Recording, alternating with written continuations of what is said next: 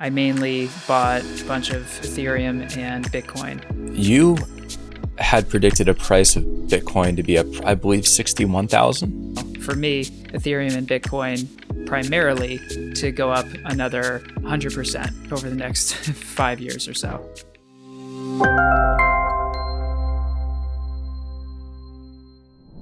And just like that, we are back again with the Mind the Growth podcast. As always, I am Chris Kinghorn. And I'm Eric Hoffman. Eric, should we talk about some crypto? I think now's the best time. Let's do it. So you're telling me I should not have sold a large amount of crypto on Monday when the market tanked? Is that a bad idea? Yeah. You typically don't want to sell when it's tanking. Okay. That's you're gonna have a bad time. Just hold. All you got to do is hold. It's kind of like our conversation about real estate. It seems like the longer you hold, the better you're probably going to do. Yeah. Now, if you're a trader, it's a little bit of a different story, and you can create different mechanisms to sell and buy at different price points. But that's for the 202 class. Today we're doing the 101 class. 101. All right. So before we dive into 101, so how long have you been in crypto for? When did you purchase your first cryptocurrency? I purchased my first back in 2017, right around the time where that initial run-up was happening, when all of the ICOs were getting and gaining steam. That was when I first started interacting. When I first wanted to was in like 2012, 2013, when that huge article came out about the Silk Road, that website for illicit drugs and murder for hire that became all the rage. The Amazon of the dark web is what they called it. But when I read the article, what fascinated me more than anything was the discussion of Bitcoin, the currency that they were using to purchase and, receive the drugs. So I did a pretty deep dive at that time about Bitcoin, what it was, how to deal with it, etc. And at the time, I tried to buy like 3 or 4 mining rigs for Bitcoin that had just come out, but they were sold out and they were on back order for like 8 months. So I just kind of gave up at that time, stupidly so, and just kind of let it be and waited until I saw that, run up coming up in 2017. And then I mainly bought a bunch of Ethereum and Bitcoin, which I still, that's the biggest portion of my portfolio today. Cool. So I've been in it a little bit, probably not as long as you. I think the first time I bought it was right when Robinhood had allowed users to buy Bitcoin. That was my first Bitcoin transaction. And which we'll talk for about you newbies purchasing. out there, Robinhood, when you purchase cryptocurrency from Robinhood, you're not actually buying cryptocurrency. You're buying essentially an IOU that Robinhood gives you that they'll pay you what the currency's worth, but you don't actually hold the currency yourself. So it's a common misconception with some of these trading platforms, which we can get into. Not your keys, not your coins. Is that the phrase? Exactly. So I think you've got a good strategy on yours. So what I think there's going to be a valuable takeaway for not only myself, but others maybe who are looking to consistently buy kind of DCA or dollar cost average into Bitcoin. And I know that you've done a good job with that through Bitcoin and Ethereum. And let's not limit this to just Bitcoin. We'll say, any sort of cryptocurrency. I know you're big on Bitcoin and Ethereum. I've got Bitcoin and Ethereum and a handful of altcoins as well too. I'm probably a little bit more weighted on the altcoins, and over the past 6 months or so, I've been really trying to make a cognizant effort to focus a little bit more on Bitcoin. Not to say that some of the altcoins aren't going to, have a better return, but ultimately I feel like Bitcoin is a little bit more stable and safer. And for the long-term play, if it's a 10x versus a 15x, I'd probably feel a little bit more comfortable putting the money into Bitcoin. Totally. So with that said, I've tried plenty of different platforms, Gemini, Coinbase Pro, Kraken, BlockFi, Celsius, you named it. I probably tried it. And during this process of trying these different platforms and coming up with these different strategies, the fees really have just been driving me crazy. And honestly, it's kind of a pain in the ass to convert or to move your crypto from one to another. It's not overly difficult, but the amount of money, especially if you're moving Ethereum, it's just not cost effective. So I think coming up with a strategy that you can stick to long term is something that's very important. And to obviously do your research. Again, nothing in this video is going to be financial advice. It's just two guys talking about crypto. Yeah.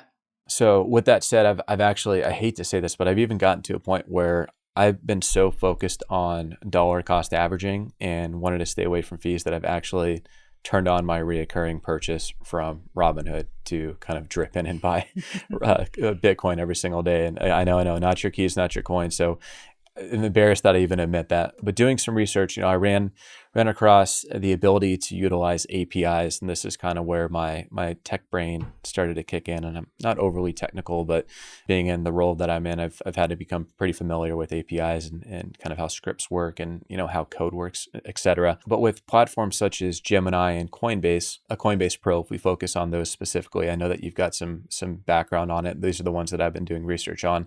You've got the ability to utilize some API inputs. Basically, what this means is you can set up something through AWS or a similar service, and you can create these scripts that determine your buying, your deposit, and your withdrawal activity. So let's say, for example, if you wanted to invest $10 into Bitcoin automatically without ever having to think about it again, every day you just want $10 to be invested into Bitcoin. The easiest option would probably be go to Coinbase, link your bank account, and then ultimately you can set up how frequently you want that purchase to occur. And you can also set up how much you want that purchase to be on a daily, weekly, monthly, whatever the calendar schedule looks like. But for that $10, you're essentially going to be paying almost $10 in fees. And that's just, I'm sorry, $1 in fees, so 10% in fees. And that's right. Absolutely crazy. Especially when you get to if you run it through a coin, yes, exactly. Yep.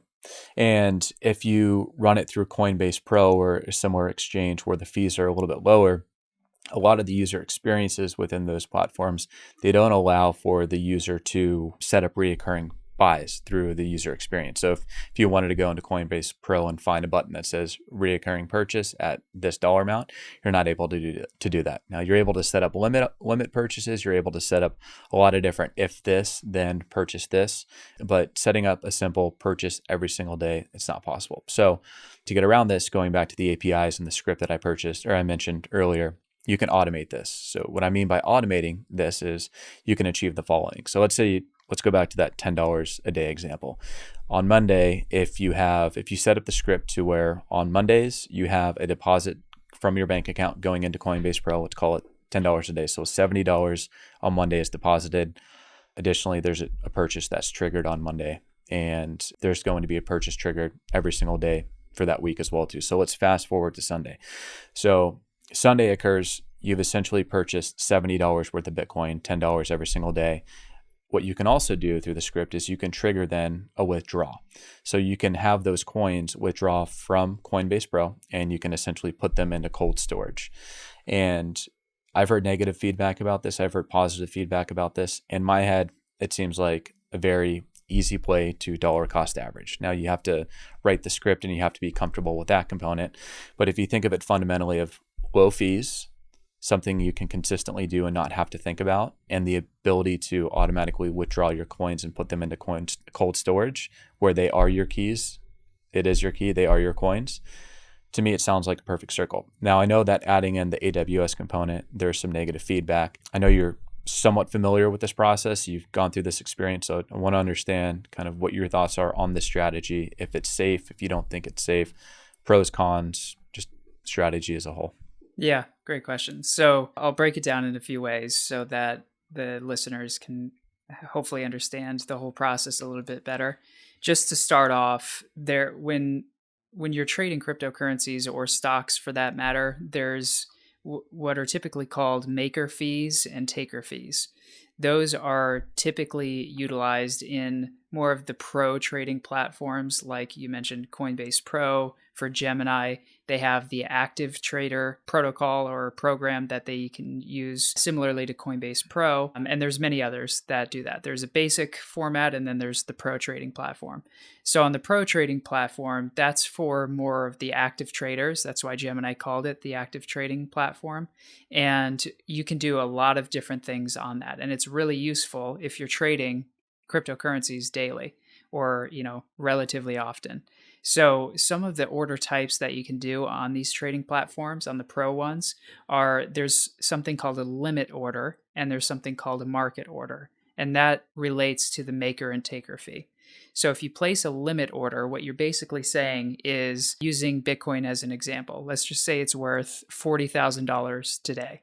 And if I want to place a limit order to purchase more Bitcoin, I can place that order and say, I will purchase Bitcoin when the price of Bitcoin is $39,500. That would be me placing a limit order. And when the price in the market reach $39,500, my order is filled and I receive those coins. So that's a limit order, and that's the cheapest way in terms of fees to purchase cryptocurrency. And the reason that you can't really do that easily from an automated perspective is because the price is always fluctuating. So you have to do that more in a manual process. Go ahead. So with the script, what you can actually do is you can default it to make those limit orders, and ultimately Right.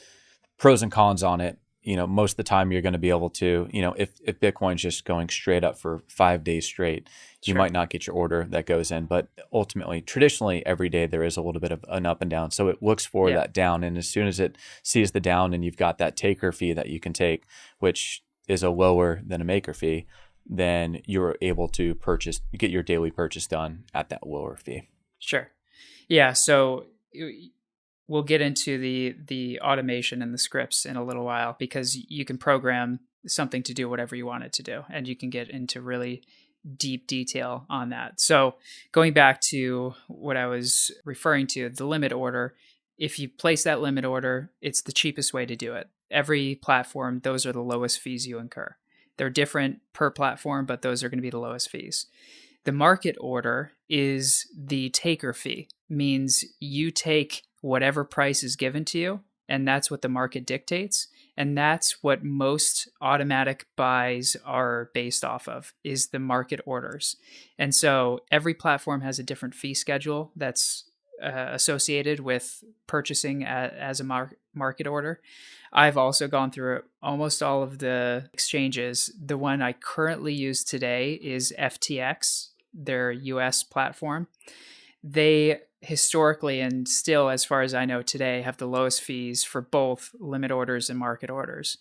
And so with FTX, you can purchase with recurring buys just like the other platforms. It's a little more complex to set up, but their platform is pretty much only a professional trading platform. There's no, basic version of FTX.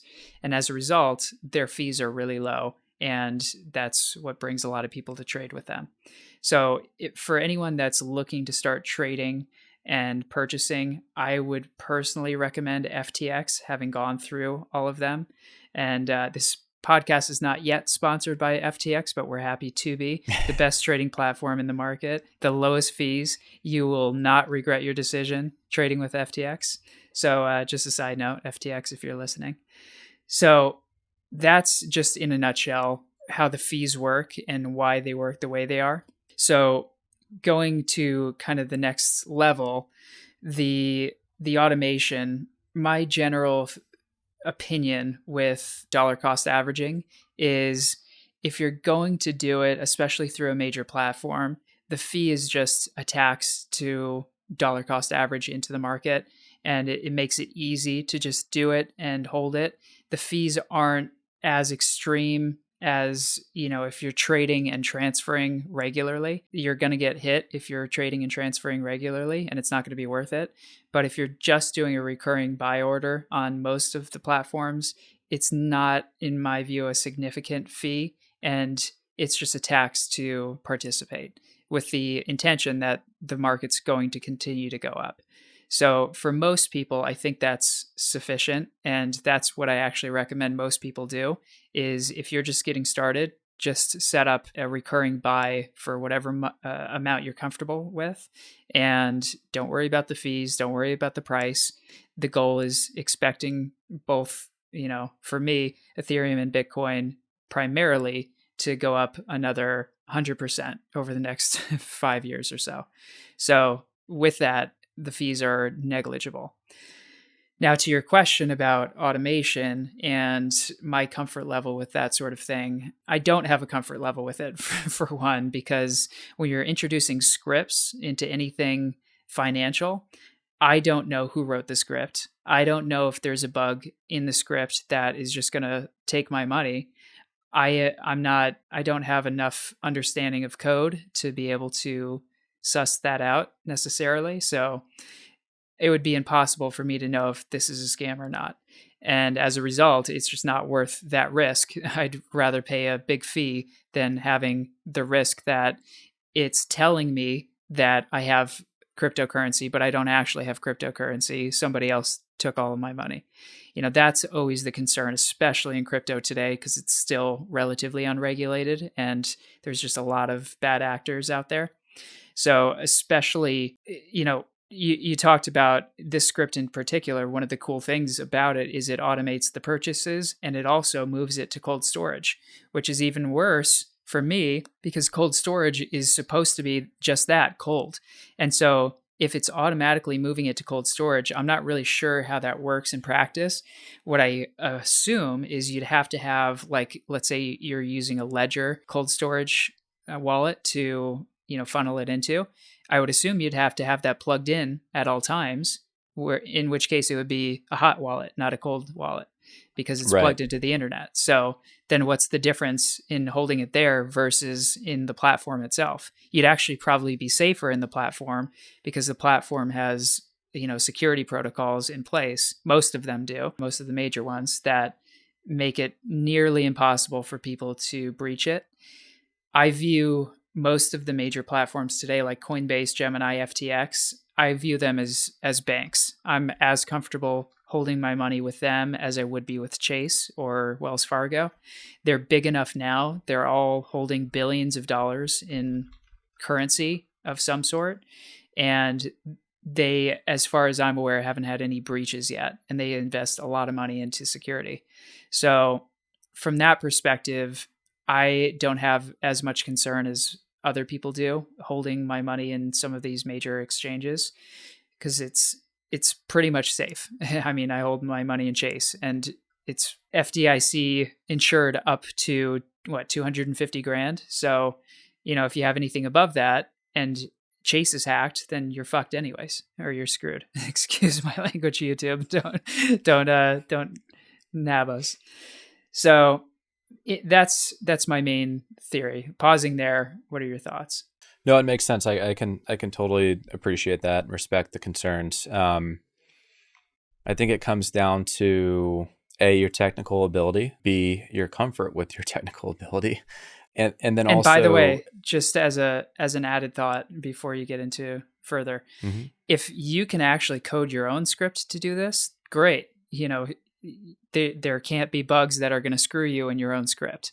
So for those people, great. That would be awesome. And I'm sure you can program a lot of different things into the script where you could say, you're going to create a limit order when it dips 5.8% each time it does that, based on historical analytical data, that when it dips 5.8%, it typically goes up after that. So you can create all of these programs and algorithms to purchase it in more of an effective way and try your best to game the system. That's really what a lot of these DeFi protocols are, is creating algorithms to maximize yield and purchase power. So I just wanted to add that thought. Yeah, no, absolutely. And I think the other component that is worrisome, and I've talked to a handful of people about this, and again, I've gotten positive and negative feedback, is the idea of cryptocurrency is for you to hold it. It's for it to be decentralized. It's for it to be unhackable, I guess, if we want to just call it that, unstealable, it's supposed to be so safe. But if you're adding in a script that you've written through AWS, I mean, I'm not going to tell you how to hack AWS. I personally don't know, but I know people who say there is no issues with hacking into certain AWS plat- platforms that are built on AWS Yeah. essentially. And then when you add in a cryptocurrency wallet on top of that, depending on the size of that cryptocurrency wallet, there's just more of an incentive there. And ultimately, because it is a public ledger, you see every single transaction that happens. So I mean, I tried to be optimistic, but I'd have to imagine that there are people data scraping and seeing every transaction that goes on, and I have to imagine that some wallets are probably bigger targets than others. Hmm. So if there's consistent transactions going on, if you're more of a target, if you add in a loose link to your equation, then what's to say that people are not going to try to go after you or your script and redirect that? And if you've got safeguards in your script of, okay, if somebody hacks in or if somebody accesses this that's not me, or if something has changed within the script, then stop. If they're smart enough to get into the script, then they can probably figure out how to redirect that where they would want it to go, not necessarily where it was intended to go. So that is my only concern as well too. But again, this video is not sponsored by FTX, but FTX, I think Eric has It could sold be. me on joining your platform. Yeah, yeah. It's not, but it could be. Yeah, and that's actually one of the benefits, I think, of having a big exchange be the custodian of your keys and your cryptocurrency, is it's not as easily directly tied to you as a person in terms of your wallet where it's being stored as it would be if, let's say, you're storing all of your money in MetaMask, which is another, web browser based wallet, which is great. The functionality is incredible, especially if you're going around and buying NFTs and trading on DeFi, etc. That's, really the main player in the space is MetaMask to utilize. But it's more vulnerable because your wallet is your wallet and it's easy to see those transactions, like you said. So, yeah, I mean, depending on what you're intending to do in the space, whether you're intending to trade regularly, participate in DeFi, decentralized finance, buy NFTs, whatever it may be, every use case is different and you need to use different tools based on, what you're doing. So, every situation you can have a different argument, but in general, for today's purposes, I think the example in mind is if you want to just start purchasing as, a dollar cost average type of mechanism and hold it for the long term. And personally, I think you're safest doing it with a group like FTX, low fees, you can set up recurring buys, and you're pretty much good to go. One additional thing that I wanted to bring up, I'm seeing a lot of new companies, and I'll share my screen here, come out. Can you see this roundly? Yes.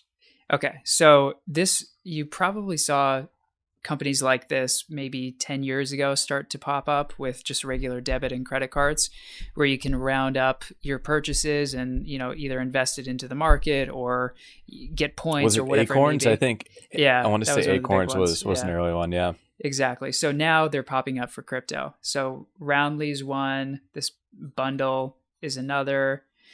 Essentially, the idea is when you make purchases, if you can set mechanisms where if, let's say, you purchase something for $8.25, you can round that up to $10, and that additional amount can purchase cryptocurrencies. This bundle one, as far as I can tell, they say that they charge a flat fee of $5 per month, regardless of how much you purchase. And I think you can purchase up to 10 grand per transaction, which seems very low on the surface. I'm sure there's probably other fees associated somewhere.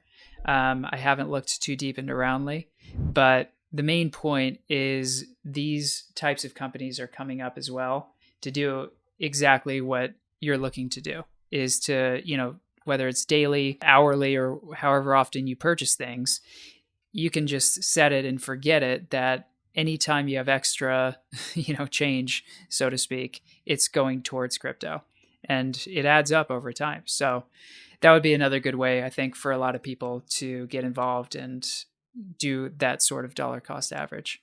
So two questions. First, Mm-hmm. cold storage. I personally use a Ledger. Yeah. It's nothing fancy, but they've been around for a while. They're safe. They have a good reputation. What are your thoughts on cold storage? Do you have a specific go-to that you like? I also have a Ledger, and I have used it since 2017 when they were first coming out.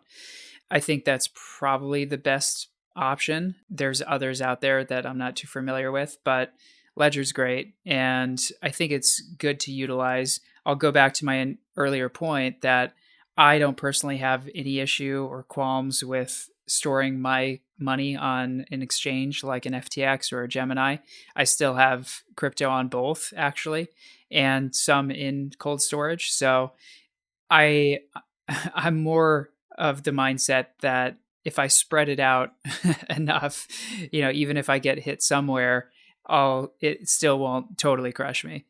So you take that as it may, but I'm diversified across the internet. Eric is also changing all of his passwords immediately Yeah. after filming this. Yeah, don't try password 123. You may get rich. Water 1234. Yeah. All right. So I do want to bring something up real quick because I think it's extremely important. We are filming this podcast on the 14th of April. And if I remember correctly, we had some predictions for March 30th. And make sure you like and subscribe. And you had predicted a price of Bitcoin to be up, I believe, 61,000. And I had pegged it at 49, and I think it got to 48 and change, and it was about this close away from 49. So I don't know if there was a wager on that, but I just want to let the listeners know that I will take sweet victory on that last prediction. Yeah, so I was way off, clearly. I had much more hopes and dreams for it to go much higher. But, you win some, you lose some. Chris was much more close to this one. So if any of you listeners want to go back to the archives and tell us what the wager was, if anything, comment below. Let us know, like the video, and propose another wager for us to go with in the future. So before we do our predictions for the last day of April, do we have 30 or 31 days in April? We have 30. Okay, before we predict April 30th, price of Bitcoin, do you have anything else that you want to share in our Crypto 101 podcast? No, just purchase it, participate. And I think it's a good thing to have as part of your portfolio. Everyone, these days and over the past few years has basically recommended keep 1% of your portfolio in cryptocurrency. I'm way higher than that, fortunately or unfortunately. As crypto goes up, so does the percentage of your net worth. So it's a good and bad thing. I am not reallocating yet, but I think a comfortable spot in my perspective is anywhere from 10 to maybe 40%, depending on what your net worth is. Because if it's not that high, then 40% is probably uncomfortable. So don't do that. But choose your own methods. That's the best I could recommend. All right. So we are 16 days out. What is your prediction for the price of Bitcoin? So as we stand right now, Bitcoin is sitting 40? around $39,977 according to FTX. I want to say in... Do you want me to go first? Yeah. You went first last time. Yeah, go first. Okay. So we've got 16 days. I am going to put us at, I'm going to go 45.5. Interesting. You're going to go 45.6? Actually, I'm going to go 40,000 on the dot. I think we're going to have another little roller coaster run up in the next few days, and then it'll come back down once some other news comes out about inflation still ravaging us, or more news on Russia and Ukraine. Whatever news comes up, it seems to happen every couple of weeks, and everyone gets scared and runs for the hills. Keep in mind, tax day is going to be behind us. So anybody who was holding on to it that was going to sell it to pay taxes in theory, those people are already thought. going to be out. So that's why I'm Yeah. thinking it's going to go up a little bit. Well, So we'll see. my prediction is it's either going to be 40,000 or it's going to be 60,000. One of the two. We might as well go back to 61,000. Fingers crossed. Perfect. Well, I feel like I was educated on some stuff. I appreciate the feedback and the input, Eric. It's been fun. Glad to do it. Thanks. Talk to you soon. Awesome. All right, guys. Well, if you haven't already, like, comment, subscribe, mind the growth. We need to see Robbie sing opera. Need to get to 9 figures. Smash that like button. Hit that subscribe button. Leave us a comment. We got to work the algorithm. All right. Cheers, guys. See ya.